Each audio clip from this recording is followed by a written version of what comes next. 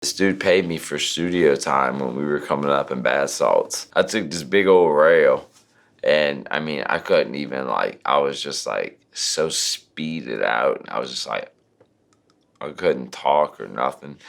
And the crazy thing about it was I had an interview the next day. I got the job, and I worked there for 3 years before I got my hands tatted and got fired.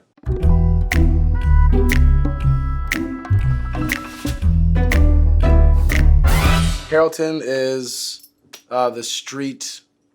It's a street in New Orleans which connects it runs through mid city all the way through uptown, and it's amazing. I've probably been on that road every single day of my life, getting from point A to point B. I made the beat, and as soon as I made the beat, there's these very rare times, like in Paris and other songs we done, where it's just feeling so overwhelming. Lyrically, I wanted to just write about swagging out or bragging about me being a piece of shit. You motherfuckers pitiful, I'm too sick of you. I'm a walking visual, you boys are refillable. Unforgivable, once you cross me, ho. Now you a motherfucking stain, a little cutthroat. Actually, I'm a very forgiving person. I am a human though, and I am flawed, so to say that I don't hold grudges would be a lie. But it's something I'm practicing and something I want to get rid of. At the same time, it's don't screw me over. Bang. Let the guns bang, nuts hang, drug game ain't the same. Savage tatted on my face, grade 8. Usually after every tour, I go see my homeboy Jared, who's been tatting me since 16. I got the savage tatted on my face because, long story short, I mean, you come up the way I gotta come up. You got no choice at times, but do what you gotta do. It's a survival instinct. Blazing while we hot box, fuck a badge, fuck a cop, even if the K hot, watch me bust on any block. I have witnessed, and he's witnessed, two of our, closest African-American homies, get pulled over, and me and him, cops nice as could be to us, but I mean, the way they treated them and searched them and everything was just outrageous. Dude had $500 on him. He was asking what he had it on him for. It's $500, bro. So they straight up told us, they pulled us aside and said, look, we know it's theirs. Just tell us it's theirs and you guys can be on your way.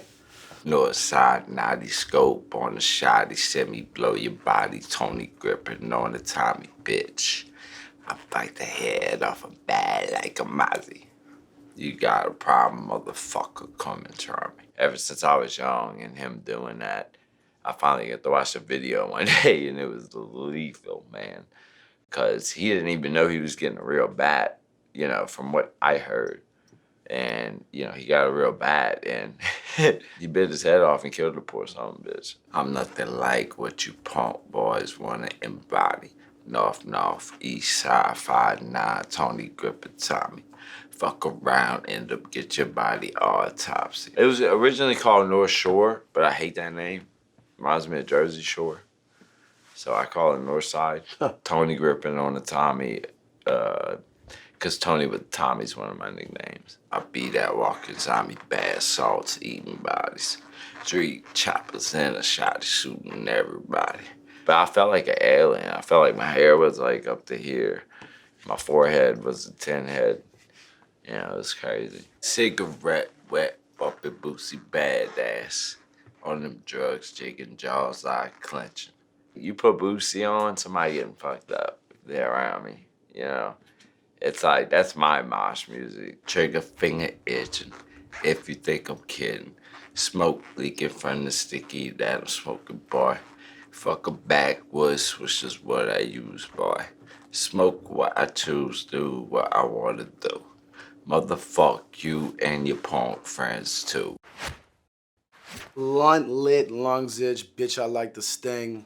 Smoking potent, thinking I'm the chosen one, bitch, I'm a king. I can hear my dead homies sing. Now my eyes always hurting, wiping tears with diamond rings. I had this homie, Jeff, who when I started making beats when I was like 19, he was really one of the only ones the only one out of my friends that would hear my stuff and like actually encourage me to do it and be like, damn, this is actually not bad, dude, blah, blah, blah. You should like keep going. And then he passed away. Hold up, fuck boy. Who the fuck said we cool? Man, I quit smoking with hypebeast back in 2002. It's an ode to Pimp C. I quit smoking with haters back in 1994, I think. What it do? Motherfucker, I'm a fool. Ruby the Cherry is cooling with goblins. If you got a problem, then you better move. From the womb to the tomb, busting out early, busting out soon. Black out the city, I'm back on them 30s. In about 20 minutes, we'll be on the moon. It's sort of referencing like how I don't ever want to be sober. I kind of in reference to that fucking iconic Chief Keef song, I Hate Being Sober, which is the most fire fucking simplistic phrase. Drugs got me fucked up, sluts got me drugged up, fuck.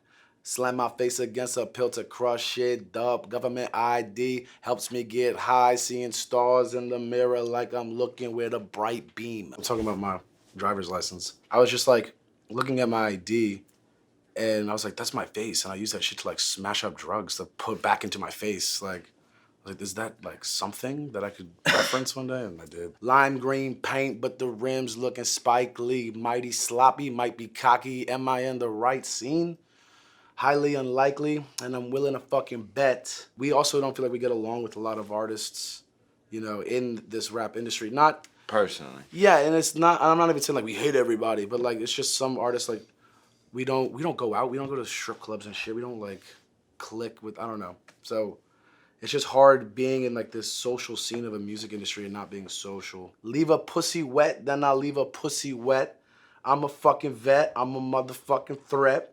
G59 the set, G59 will make you sweat. I don't give a fuck is my fucking epithet. Lace up my Nike decades, meet me at Heaven's Gate, 7th Ward by the lake till my death. I'm talking about Heaven's Gate, the cult. But I'm also referencing, it's a double entendre, I'm referencing maybe the pearly whites too. You know what Nike decades are, right? That's the shoe that they were wearing when they all committed suicide. I want to do a fucking collab with Nike on some Nike decades. So if you want to throw that in there and you want to holler at me, Nike, before somebody else steals that fucking idea. They were all covered by a blanket and the only thing you could see was like they were laying on their back. You can only see their black Nike decades.